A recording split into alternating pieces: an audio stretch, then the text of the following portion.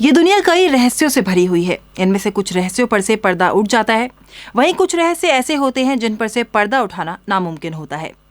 इसी श्रेणी में आता है असीरगढ़ का किला, जहां भगवान शिव का एक प्राचीन मंदिर मौजूद है।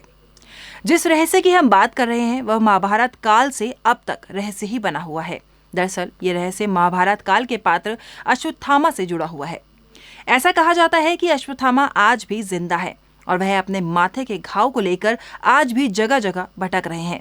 ऐसा दावा किया जाता है कि मध्य प्रदेश के बुरहानपुर जिले में मौजूद असीरगढ़ किले में एक प्राचीन शिव मंदिर स्थित है।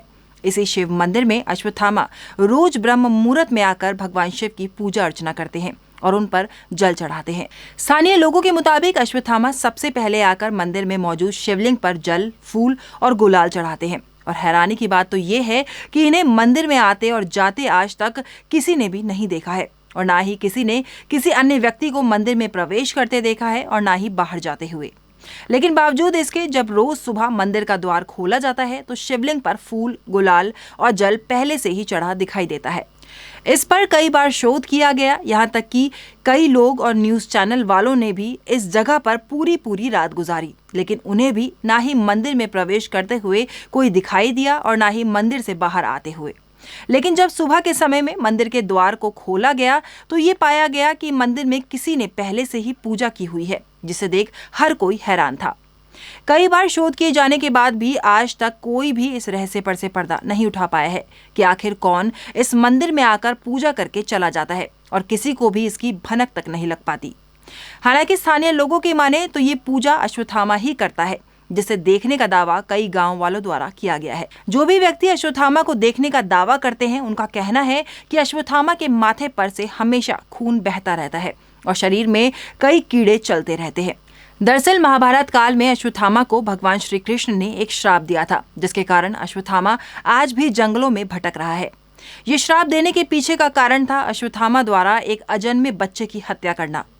आपको बता दें कि अश्वत्थामा गुरु द्रोणाचार्य के पुत्र थे और जब महाभारत के युद्ध के दौरान गुरु द्रोणाचार्य की मृत्यु हुई तो ये खबर सुनने के बाद अश्वत्थामा गुस्से से आग बबूला हो गए, जिसके बाद उन्हें बस अब किसी भी हालत में अपने पिता की मृत्यु का बदला लेना था।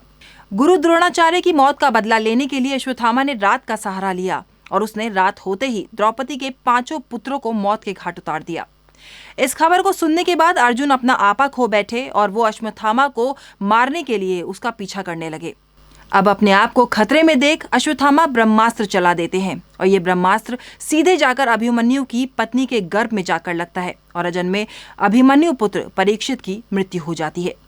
अब अश्वत्थामा को ब्रह्मास्त्र चलाने का ज्ञान तो था, मगर ब्रह्मास्त्र को वापस लेने का ज्ञान नहीं था, जिसके बाद भगवान श्री कृष्ण अश्वत्थामा द्वारा चलाए गए ब्रह्मास्त्र से परीक्षित की रक्षा करते हैं और अश्वत्थामा को एक अजन्मे बच्चे की हत्या करने के आरोप में दंड स्वरूप उसके माथे पर लगी मणि निकालकर उन्हें तेजहीन कर देते हैं, जिसके कारण उनके माथे से खून बहने लगता है और साथ ही उसे श्राप देते हैं कि जब तक धरती पर जीवन रहेगा तब तक अश्वत्थामा अपने इन जख्मों के साथ धरती पर भटकता रहेगा। अश्वत्थामा के माथे पर मौजूद उस मणि में इतना तेज और शक्ति थी कि वो अश्वत्थामा को सभी से बचाकर रखता था और जैसे ही श्री कृष्ण ने उनके माथे से वो मणि उखाड़ दी, वैसे ही अश्वत्थामा की सभी शक्तियां भी चली गई। इस मणि के निकलने के बाद जो घाव अश्वत्थामा के माथे पर था वो आज तक वैसे का वैसा ही है। उसी प्रकार उसके माथे से खून बहता रहता है, जिसे लोगों ने देखने का दावा भी किया है।